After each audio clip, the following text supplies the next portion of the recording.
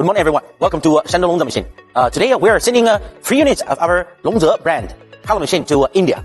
As you can see behind me, these red colors is Longze specialized color pellet machines.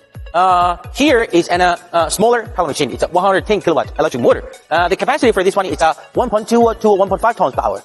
And here is the model number XGJ700 with a 160 kilowatt electric motor, and the capacity for the machine is 2 to 2.5 tons per hour.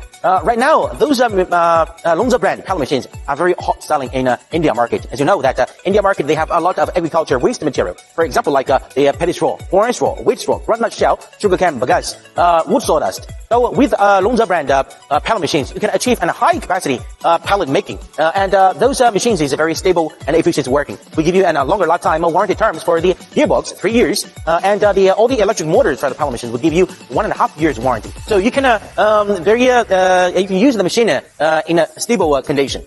And those machines are our latest generation of pellet machine, and with the latest technology.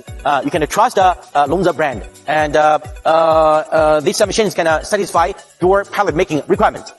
Okay, everyone, if you like Longze pellet machines, please send your inquiry to our team. Thanks for watching today's video. I will see you next time. Bye-bye.